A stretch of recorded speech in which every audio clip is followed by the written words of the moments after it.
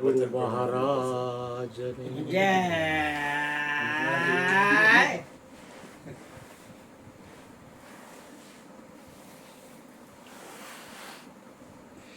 शिष्य की प्रसिद्धि प्रशंसा वाहवाही के पीछे सदगुरुओं की रहमत का हाथ छुपा हुआ है. વાહ ગોવિંદભાઈ વાહ સાચું હે દેખાતો નથી પણ છે ખરો. જે વસ્તુ દેખાતી ન હોય ને એ તાકાતવાળી હોય. વાહ બાપુ વાહ કારણ કે શિષ્યને શિષ્યમાંથી સતશિષ્ય અને સત્શિષ્યમાંથી સદગુરુ એમનેમ નથી બની જતો. અરે અરે કારણ કે સદગુરુની રહેમતનો હાથ અખંડ એની ઉપર હોય એને ઉપર ઉઠાવવા માટે. વાહ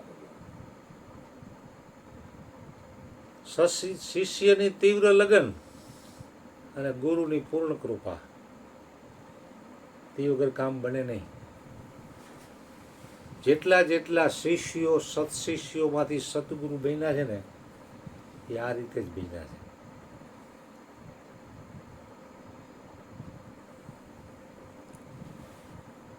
શિષ્યની પણ લગન હોવી જોઈએ. वो दिल दिल नहीं जिस दिल में पिया की प्यास न हो. પરમાત્માનો પ્રેમ જેના હૃદયમાં નથી દિલ નથી.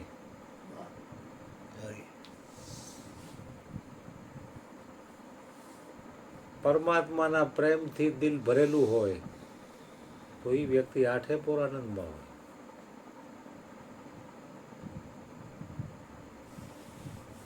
परमात्मा प्राप्ति में तीन ही विघ्न है और उसको निकालने के तीन ही उपाय है.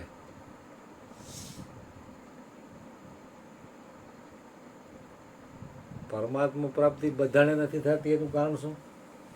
ઉપદેશ તો ઘણા લોકોએ લઈ લીધો. ભજન સત્સંગ એ આખી રાત કરે, સત્સંગ એ કરે મારી જેમ. परमात्मा प्राप्ति में तीन ही विघ्न है और उसके तीन ही उपाय है. तो तीन विघ्न कौन है? શું છે? પહેલો જે મલ, હૃદય મલિન છે. અરીસો મેલો હોય તો આપણો ચહેરો દેખાય? હરીશો તો છે દેખાય નહીં. એવી રીતે ચિત્ત મલિન હોય ને એટલે પરમાત્માનું પ્રતિબિંબ ન મળે મલિન ચિત્તમાં.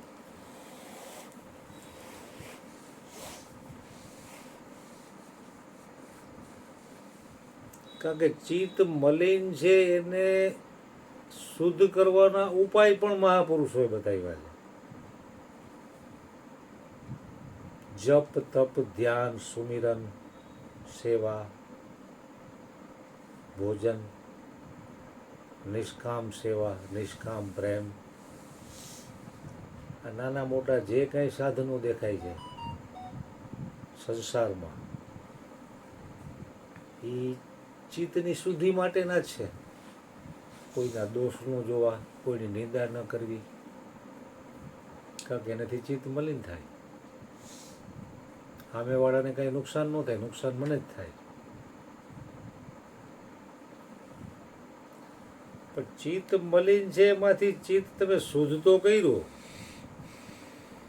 પણ વિક્ષેપ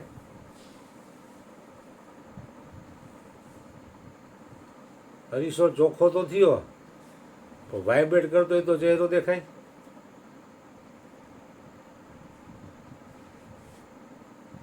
વિક્ષેપ હોય એટલે એમાં તમારો ચહેરો સ્પષ્ટ ન દેખાય.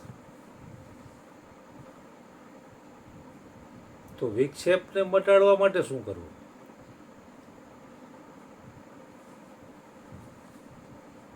કારણ કે એકમાં અનન્ય નિષ્ઠા. જાજી જગ્યાએ દોડાદોડી કરશો ને તો વિક્ષેપ દૂર નહીં થાય, વધશે. કારણ કે 2 4 5નું સાંભળીને તમે એકબીજાની કમ્પેરિઝન કરશો તો અમુક બાબત એકબીજાની વિરુદ્ધમાં જ હશે. શંકા ઉપજશે તમને. દાખલા તરીકે ગંગા સતીએ કીધું, ઉપદેશ દેવો હોય તો પાનબાઈ પ્રથમ ભક્તિ બતાવજો ને, ગાડી નાખજો એનો માયલો મોહ રે. આ ગંગા સતીએ કીધું. તો આપણને એમ થાય મોહ ગળી જાય પછી ઉપદેશ દે તો મોહ તો માણસને મરે ત્યાં લગી ગળતું હોય તો ઉપદેશ ન લેવો. શરીરનો કોઈ ભરોસો નથી કાલ શું થાય એની. અને અત્યારે તો તરત આ જ વાત થઈ ને કાંઈ સત્સંગ એ અભ્યાસ એ નથી ને ઉપદેશ આપી દે છે, એટલે વિરુદ્ધ થયું એકબીજાનું. જેવી રીતે કાલ આપણે વાત થઈ કે ઓલા રાજાએ આટલી સેવા કરી ને અહંકાર ઓગાળી નાખ્યો, પછી ખાલી 2 જ વાક્યો સત્સંગના કીધા, જાજો સત્સંગ એને ન કીધો. એ કે તું શુદ્ધ સચ્ચિદાનંદ આત્મા છો, તું શરીર નથી, આના ઉપર તું હાલી જા, બીજા બધા સંકલ્પ વિકલ્પને છોડી દે. તો એ રાજાનું કલ્યાણ થઈ ગયું, ત્યાં કે એનો વિક્ષેપ દૂર થઈ ગયો.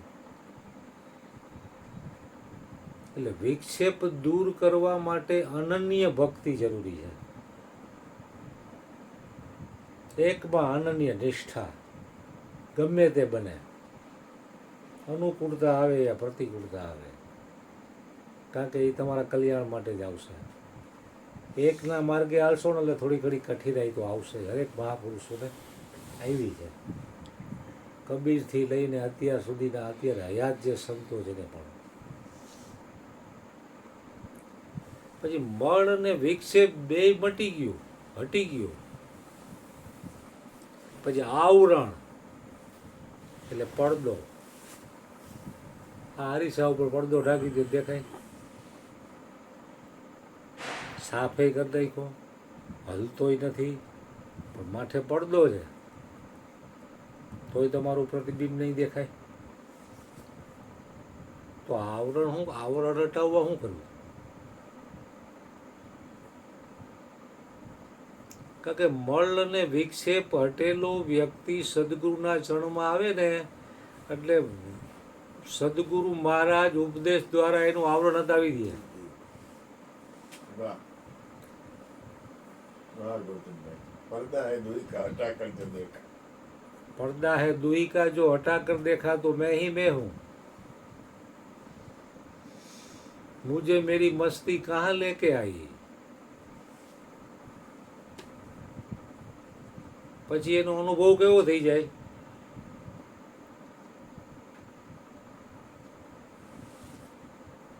मुझे अपने आप से न छेड़ो, मैं अपनी मस्ती में निज स्वरूप में मस्त हूँ.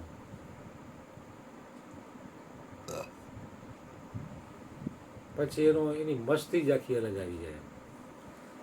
સદગુરુનું કામ પડદો હટાવવાનું છે.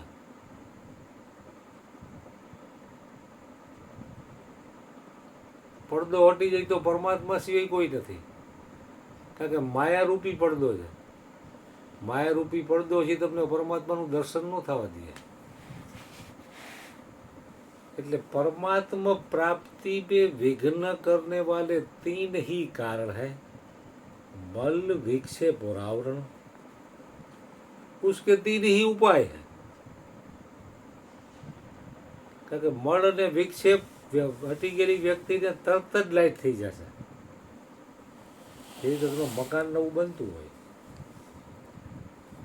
કમ્પ્લીટ થઈ ગયું, લાઇટોના બોર્ડ બધું નખાઈ ગયું, થાંભલેથી દોરડું અપાઈ ગયું, પછી ખાલી એક સ્વિચ દબો તો આ બધું ચાલુ થઈ જાય કે નહીં, અજવાળા થઈ જાય કે નહીં.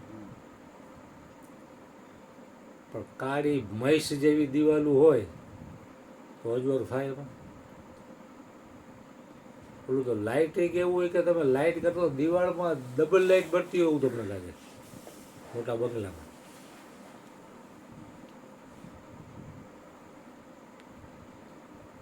એટલે હરિગુરુ સંતો પ્રકાશ સ્વરૂપ છે. એની આંખોમાંથી અમૃત વરસતું હોય છે. પણ એ મળ વિક્ષેપ હટાવેલા પુરુષો કે સ્ત્રીઓ જે કોઈ હોય તે એને કોઈ પણ ભજન દ્વારા, સત્કર્મ દ્વારા, જપ તપ ધ્યાન ધારણા સમાધિ જે કંઈ કર્યું હોય એનાથી જો એને મળ વિક્ષેપનો પડદો હટાવ્યો હોય તો જેમ પરીક્ષિતને કેમ સુખદેવજી મહારાજે આમ ચપટીમાં જ્ઞાન અપાવી દીધું, એવું આપણે પણ અત્યારે પણ બની શકે.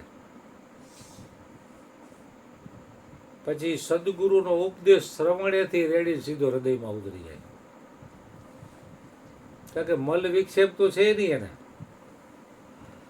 મલ વિક્ષેપ હશે ને તો સંકલ્પ વિકલ્પ થશે અને હૃદયમાં વસ્તુ નહીં ઉતરે. અને આ ખજાનો હૃદયનો જ. હૃદયની વાત મહાપુરુષો સિવાય કરે કોણ? હગાવાલા કઈ હૃદયની વાત તમને નહીં કરે.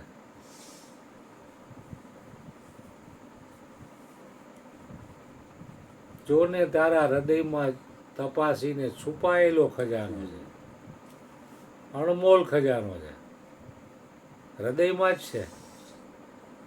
પણ મળ અને વિક્ષેપ જે બે એવા વિઘ્ન છે ને કે એ વ્યક્તિને અંદરનો વિશ્વાસ ન આવવા દે, બહાર દોડાવી રાખે.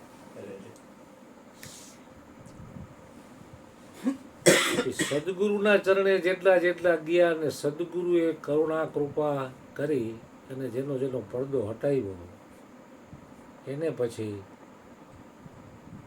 ધીરે ધીરે ધીરે ધીરે ધીરે દોડાદોડી મટી જાય. એ સમય મળે તો પોતાના નિજ સ્વરૂપમાં શાંત રહેવાનો જ અભ્યાસ કરશે. बड़े बड़े उद्योगों की अपेक्षा 2 क्षण परमात्मा में रहना अनंत गुणा हितकारी है.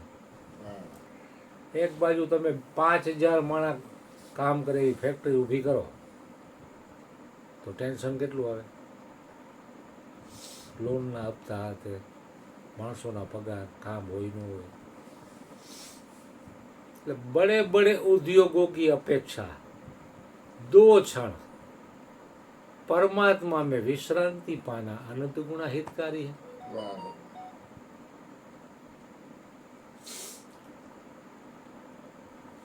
એકાંતમાં રહેવા વાળા યોગીને જે સુખ મળે છે નિજાનંદનું, કોઈ પણ બહારના વિષય ભોગ વિના સંતુષ્ટ સતતમ યોગી યત આત્મન દઢ નિશ્ચય.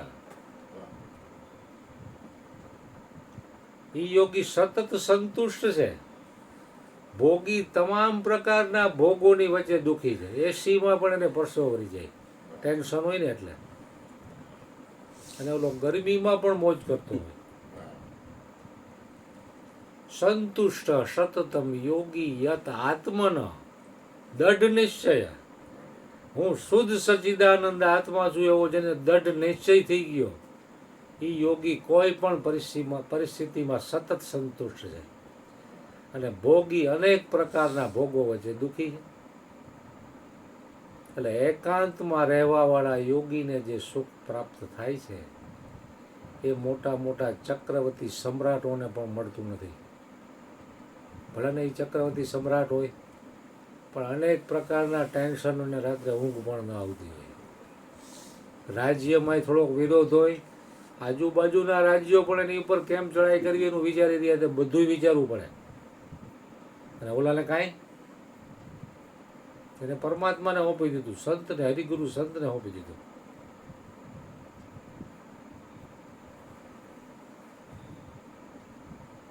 એટલે હરિગુરુ સંતોનો તો મહિમા, સત્સંગનો મહિમા એનો કોઈ પાર પામી શકાય એવું નથી.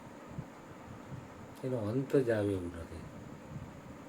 જેમ જેમ એનું વર્ણન કરી અને જેમ જેમ સાંભળી એમ તમને એમ થાય કે હજી હાંભળે જ રાખી, હજી બોલે જ રાખી. એની પ્યાસ એવી છે.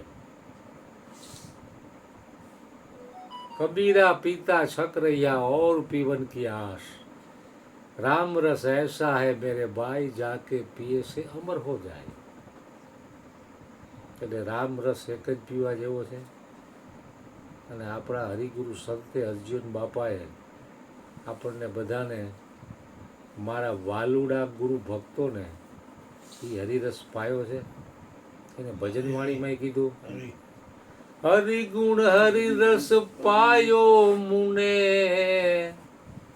મૂળ નામ સમજાયો, સદગુરુએ અમને હરિગુણ હરિરસ પાયો. પંથ હતા તે થયા પરિપૂર્ણ, અકળ પંથ ઓળખાયો, અકળ પંથ ઓળખાયો. હરિગુણ હરિરસ પાયો મુને,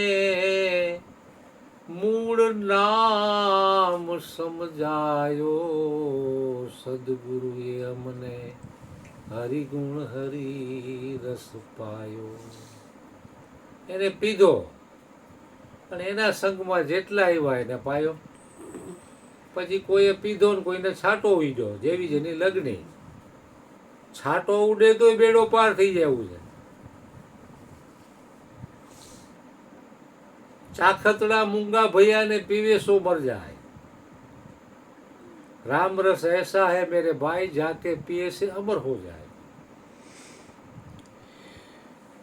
ये पागलों की महफिल है भांजे, यहाँ चतुर आदमी का काम नहीं.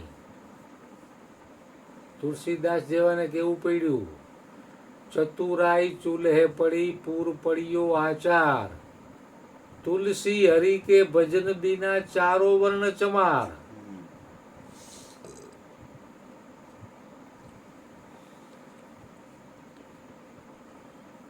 यहाँ ये महफिल है, चतुर आदमी का काम नहीं. ये महफिल में शराब दिल की प्याली में पिलाई जाती है. तो भागो भागो जल्दी, ओला बापू प्याली पाई जो पियावी मफत में. दौड़ता दौड़ता आया, थोड़ा मोड़ा पड़ा तो कि फकीर के महखाने में कहीं शराब खत्म तो नहीं हो जाएगी ने. आटला बधा लोगों ने पाए तो ये फकीर के महखाने में शराब खत्म तो नहीं हो जाएगी ने. अरे भैया, जाम पर जाम पीने से क्या फायदा, रात बीती सुबह तो उतर जाएगी. तू हरि नाम की प्यालियां पी ले तो तेरी जिंदगी सवर जाएगी. ठीक है बेटे, ये फकीर के महखाने में ये शराब खत्म होने वाली नहीं है. तू एक चुल्लू भर पिएगा तो तू खुद मैखाना बन जाएगा. એવી પ્યાલી છે. જે સત્સંગ કરે ને ચૂલું ભર જ પીધેલી છે આ બે લોકોએ. જેટલા આવે છે એટલા. बच्चे तू चुल्लू भर पिएगा तो तू खुद मैखाना बन जाएगा. बापू सूरत के મહેસાણા માં જાય તો 500 માણસ એની પૂજા કરીને સાંભળતા નથી, કારણ કે ચૂલ્લુ ભર આ ફકીરની પ્યાલી પીધેલી છે.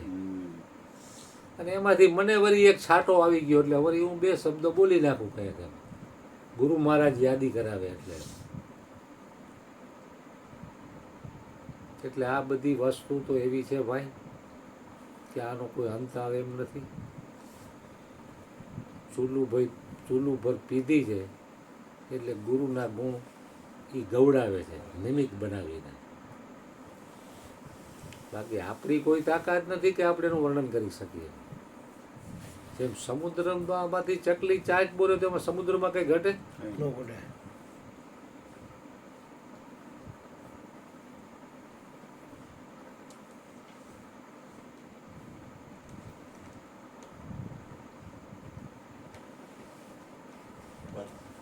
સતગુરુ મહારાજ તમે